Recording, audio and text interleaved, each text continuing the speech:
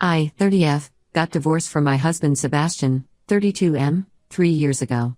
Our marriage lasted for 6 years, and during that time my sister Helen, 27F, was very close to both of us. Even after our divorce, she maintained her relationship with Sebastian because, according to her, she couldn't just stop talking to someone who was like a brother to her for 6 years. I met Sebastian during my second year of college. We had a few classes together and ended up working on several group projects. He was always kind, funny, and incredibly smart. What started as study sessions slowly turned into coffee dates, and before I knew it, we were dating. Helen was in her first year at the same college, and she instantly clicked with Sebastian. They shared similar interests in movies and music, and she often joined us for study sessions. After graduation, Sebastian got a job at a tech company while I started working as a marketing manager. We dated for 2 more years before getting married. It was a beautiful small ceremony with just family and close friends. Helen was my maid of honor, and she gave the most touching speech about how Sebastian wasn't just gaining a wife, but she was gaining a brother too. The first few years of our marriage were perfect. We bought a small house, adopted a dog, and started planning our future together. Helen was always around, joining us for weekly dinner nights or weekend movie marathons. She even had her own key to our house and would often crash on our couch after late study sessions at the library nearby. The backstory of my divorce with Sebastian is pretty complicated. We were always a happy couple and never had any major issues. I remember our last anniversary before things started going wrong. Sebastian surprised me with a romantic dinner he cooked himself, something he'd been learning secretly for weeks. Helen had helped him plan everything, from the menu to the decorations. Things started going downhill when Sebastian got promoted at his job. He had been working really hard for this promotion, often staying late at the office and taking on extra projects. I supported him completely because I knew how much it meant to him. When he finally got it, we were all thrilled. Helen threw a surprise party for him at our house, inviting all our friends and family. But the new role required him to travel a lot, which meant he had to stay away from home for weeks. The first few trips weren't too bad. We would video call every night, and he'd always bring back little souvenirs from wherever he went. But gradually, the calls became shorter and less frequent. He'd say he was tired or had early meetings. Even when he was home, he was either too exhausted or busy with work calls. I tried talking to him about this multiple times. I suggested maybe he could request fewer trips, or we could try to plan our schedules better so we could spend more time together when he was home. But he always brushed it off, saying it was temporary and things would get better once he settled into his new role. But they never did. Instead, he started getting more distant. He stopped sharing details about his work trips. Before, he would tell me about the meetings, the people he met, even funny incidents that happened. Now all I got were vague responses. He stopped asking about my day or making plans for the weekends he was home. Even Helen noticed the change, but she said I should give him space and not pressure him. Eventually, I found out through a mutual friend that Sebastian had been spending time with his co-worker Tessa during his business trips. They worked in different departments, but her team often collaborated with his on projects. My friend saw them having dinner together multiple times, and apparently they seemed very close. When I confronted him about it, he looked guilty but not surprised, like he had been expecting this conversation. He admitted to having feelings for Tessa but claimed nothing physical had happened between them. He said they connected because she understood his work pressure and ambitions. The way he said it made it clear that he thought I didn't understand these things. That was the breaking point for me. I couldn't stay with someone who had emotionally checked out of our marriage and developed feelings for someone else. We tried couples counseling for a few months, but his heart wasn't in it. He was still traveling, still distant, and probably still meeting Tessa. We got divorced, and it was relatively amicable considering the circumstances. We sold our house and split everything fairly. He even let me keep our dog since he traveled too much to take care of her. Helen was supportive throughout the divorce, but she made it clear that she wanted to stay friends with Sebastian. She said 6 years of friendship couldn't just disappear, and that Sebastian was like family to her. I wasn't happy about it, but I didn't want to control who she could be friends with. After the divorce, I moved into a small house closer to my work. Helen helped me move and spend a lot of time with me during those first few months. She would bring food, watch movies with me, and listen to me cry about my failed marriage. Looking back now, I wonder if she was genuinely trying to help or just keeping tabs on me for Sebastian.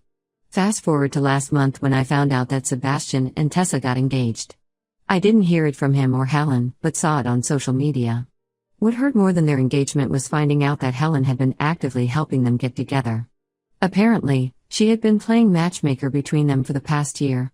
She arranged meetings, gave relationship advice, and even helped Sebastian plan the proposal. When I confronted her about this, she said she just wanted Sebastian to be happy and that I should move on too. She acted like she had done nothing wrong, like helping my ex-husband get together with the woman he left me for was perfectly normal. She even had the nerve to say that since I was already divorced, it shouldn't matter to me who Sebastian marries. I was devastated. My own sister, who saw how much the divorce affected me, who held me while I cried, who knew how betrayed I felt, helped orchestrate this whole thing. I cut off all contact with Helen after this. I blocked her number and social media accounts because I couldn't bear to see her acting like everything was fine. Last week our mom called me saying Helen's landlord sold her building and she needs a place to stay. My house has a spare room and mom suggested that Helen could stay with me until she finds a new place. I refused immediately. Mom said I was being petty and that Helen is still my sister regardless of what happened. She said family should stick together during tough times. I told Mom that Helen clearly chose Sebastian's happiness over my feelings so she can go stay with him and Tessa. Mom called me heartless and said I was being cruel to my own sister. Helen also reached out through Mom's phone and apologized, saying she never meant to hurt me. She said she just wanted everyone to be happy and didn't think it would affect me this much since I was already divorced from Sebastian. She begged me to let her stay with me as she can't afford most places in our area right now. I still refused. I can't imagine living with someone who betrayed my trust like that. Helen has been posting on social media about how families should forgive each other and how she's hurt that I won't help her when she needs me. Some of our relatives are saying I'm being too harsh and that I should be the bigger person. But I don't think I can forgive her for what she did. Update 1, it's been 2 weeks since my last post and things have gotten more complicated. After I refused to let Helen stay with me, she moved in with our cousin Alex. He was always close to both of us growing up. We spent every summer at his parents' beach house and he was like the brother we never had. When he heard about Helen's housing situation, he offered her his guest room without hesitation. Yesterday Alex called me and what he told me made my blood boil. Apparently Helen had been talking to Sebastian about me even before he started getting close to Tessa. This came out during one of their late-night conversations when Helen had too much to drink and started reminiscing about the past. She told him that I was complaining about his work schedule to everyone and that I was probably going to leave him anyway because I couldn't handle his success. Alex showed me some old messages between him and Helen where she was badmouthing me to our entire family. These messages went back to even before Sebastian's promotion. In one message, she told Alex that I was being selfish for wanting Sebastian to spend more time at home when he was trying to build his career. In another, she suggested that I was holding Sebastian back from accepting additional responsibilities at work because I was insecure about earning less than him. She made it seem like I was jealous of Sebastian's success and that I pushed him away with my constant complaints. She painted me as this nagging wife who couldn't understand ambition. Some messages even showed her telling our cousins that Sebastian deserved someone more understanding like Tessa who wouldn't make him feel guilty about working hard. The worst part was finding out that Helen had been hanging out with Tessa even before Sebastian admitted to having feelings for her. They met at a company party where Helen was Sebastian's +1 because I had to work late that night. According to Alex, Helen and Tessa hit it off immediately and started meeting for coffee regularly. She knew about their growing closeness but never told me. Instead, she encouraged their meetings by inviting Tessa to family gatherings when Sebastian was in town, knowing I wouldn't be there because of my work schedule. When I thought about it, it all made sense. Helen would often suggest I skip family dinners when I was tired from work, saying I should rest.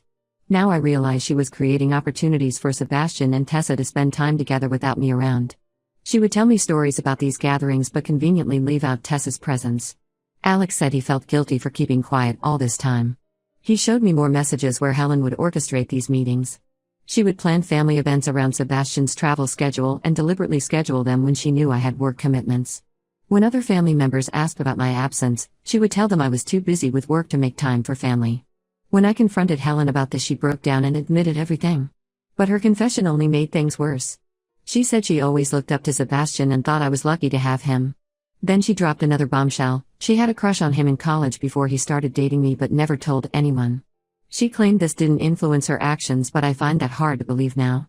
She confessed that she didn't actively try to break up our marriage, but she didn't stop it from falling apart either because deep down she thought Sebastian deserved better.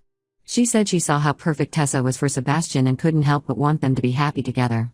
When I asked her about all the time she comforted me during my divorce, she just looked away and said she convinced herself she was doing the right thing. Mom called me again yesterday after talking to Helen. She was singing a different tune this time, saying Helen was just young and confused and that she deserves another chance. She tried to justify Helen's actions by saying she probably didn't realize the impact of what she was doing. But I can't get past the fact that my own sister wanted my marriage to fail. The more I think about it, the more signs I remember missing. How Helen would always take Sebastian's side in our small arguments. How she would brush off my concerns about his distance during his work trips. How she would tell me I was overthinking things when I mentioned Sebastian seemed different after meeting Tessa. I blocked Helen on everything and told Mom to stop trying to fix things between us. I'm done pretending we can go back to being close sisters after this. Some family members are still saying I'm being too harsh, but others who found out what Helen did are now understanding my side. Alex and a few other cousins have cut contact with Helen too. Helen posted a long apology on social media saying she regrets everything and wishes she could take it all back. She wrote about how she let her childhood crush cloud her judgment and how she realizes now that she hurt me deeply. But it's too little too late. Her actions weren't just mistakes made by a confused young woman, they were calculated moves to undermine my marriage while pretending to support me. Alex says Helen is miserable now that most of our cousins know what she did. She's been trying to explain herself to everyone, but no one wants to hear her excuses. Even Mom has stopped defending her as strongly after seeing the messages Alex showed us. But honestly, I don't care how Helen feels anymore. She had years to come clean or stop what she was doing, but she chose to keep manipulating everyone around her instead. Update 2. A month has passed since my last update, and I discovered something that made everything make more sense. Last week I ran into Tessa's sister Kate at a coffee shop. I usually avoid places near Sebastian's office, but I had a meeting nearby and needed caffeine. Kate recognized me immediately and surprisingly wanted to talk. I was hesitant at first but agreed because she seemed genuinely upset about something. What she told me left me shocked. According to Kate, Helen had been telling Tessa a completely different story about my marriage with Sebastian. From the very beginning, Helen had painted me as the villain in their love story. She told Tessa that I was controlling and emotionally manipulative towards Sebastian.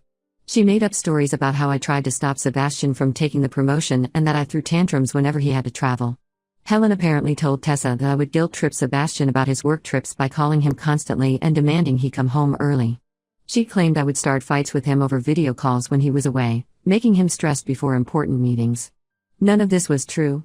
I was always supportive of his career and only wanted better communication between us. Kate revealed that Helen would tell Tessa about fights between Sebastian and me that never happened. She invented stories about me threatening to leave Sebastian if he didn't choose between me and his career. Helen convinced Tessa that she was helping Sebastian escape an unhappy marriage. She told Tessa that Sebastian was too good of a person to leave on his own, so he needed someone to help him realize he deserved better. The worst part was learning how Helen manipulated Tessa's feelings. She would tell Tessa about how Sebastian's face lit up whenever he talked about her, and how different he was with her compared to me. Helen fed Tessa's guilt about their growing closeness by assuring her that she wasn't doing anything wrong because Sebastian was already emotionally checked out of our marriage, thanks to Helen's lies about my behavior. Kate apologized for believing these lies and said she only found out the truth recently when she overheard Helen bragging to someone about how she masterfully handled the whole situation. Helen was at a party, slightly drunk, and was telling someone how proud she was of orchestrating everything so perfectly that no one suspected her involvement until it was too late. I was furious and wanted to confront Helen immediately, but Kate suggested something better.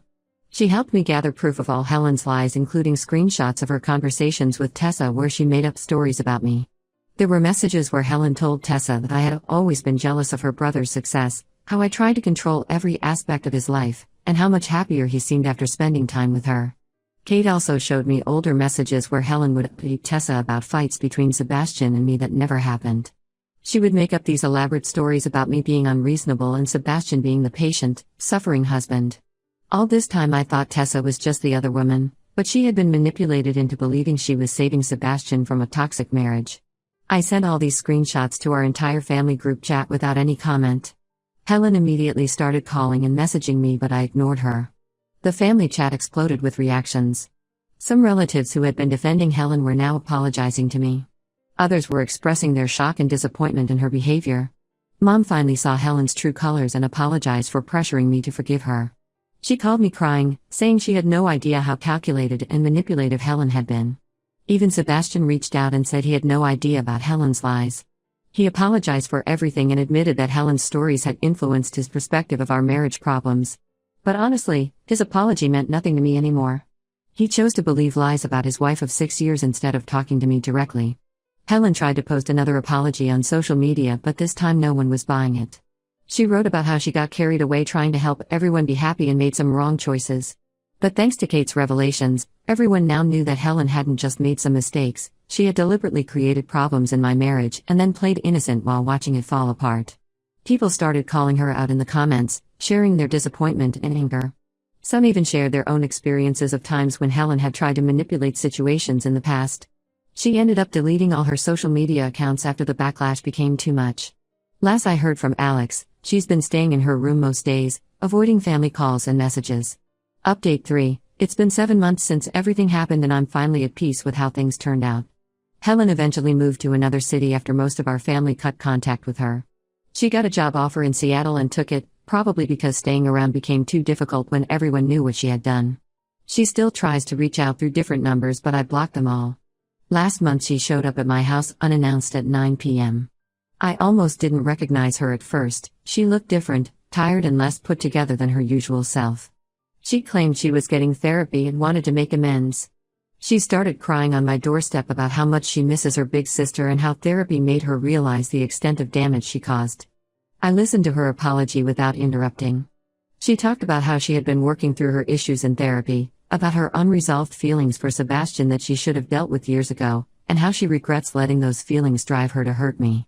She said she understood if I couldn't forgive her, but she needed me to know how sorry she was. I waited until she finished and told her that while I'm glad she's getting help, I couldn't forgive her. The trust she broke wasn't just about Sebastian, it was about years of manipulation and lies.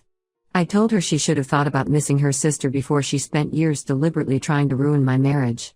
She left crying but keeps sending letters through Mom. Mom doesn't pressure me anymore about forgiving Helen but forwards the letters saying it's my choice what to do with them. I haven't opened any of them. They sit in a drawer untouched because I know reading them will only bring back painful memories. Alex says Helen asks about me whenever she calls him, but he respects my decision to keep my distance. Sebastian and Tessa postponed their wedding after everything came out.